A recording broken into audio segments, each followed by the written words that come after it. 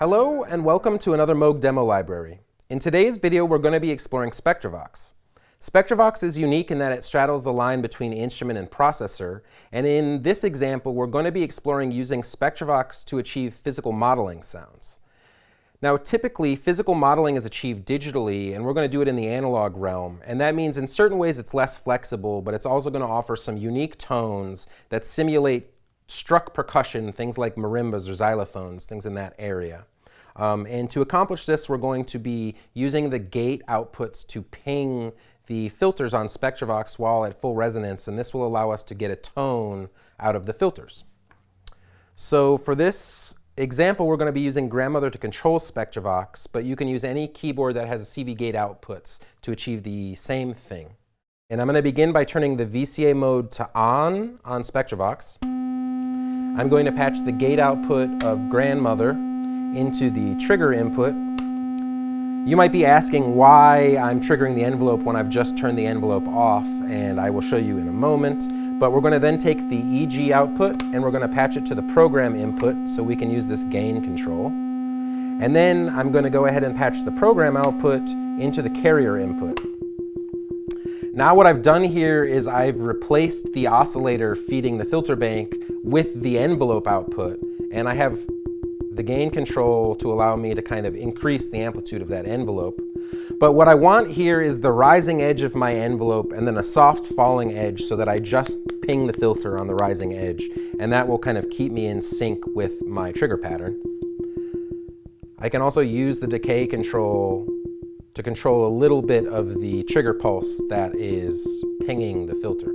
So now what we're hearing is just filter 2, and you'll hear if I shift the spectral shift knob around that I can tune that oscillator, or that filter acting as an oscillator.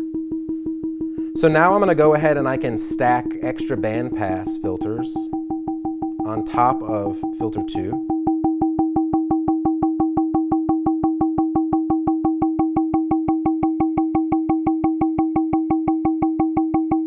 And you can hear it starting to resemble something like a marimba. Now what I can do is take the keyboard output on grandmother, and if I feed that to the shift input, I can get the spectral shift to track a volt per octave signal. So now all of a sudden you can hear that I'm getting it to follow the arpeggiator on grandmother.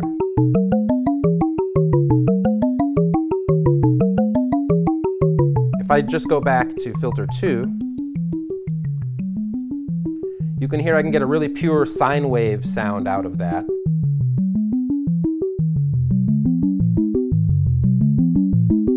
The filters are tuned not quite a fifth apart, but close to it, so you'll start getting some harmonies from them that sound quite pleasing.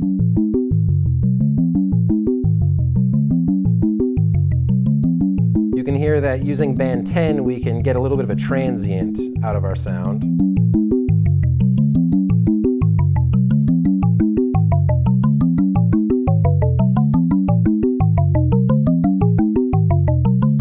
But you can hear we get the sound almost like you're striking wood with a mallet.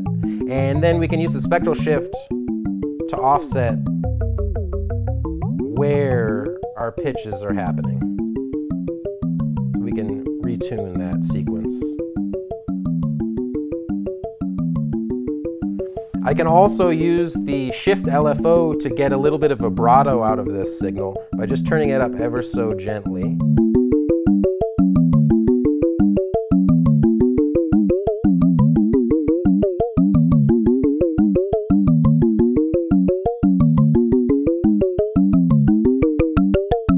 And if I adjust the gain level, you'll also hear I get more of a transient out of it.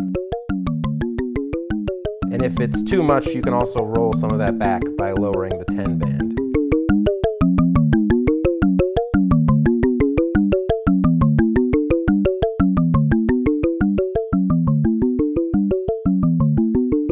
So as you can hear, Spectravox offers a very unique approach to analog synthesis where you're able to achieve sounds not commonly heard generated from an analog synthesizer.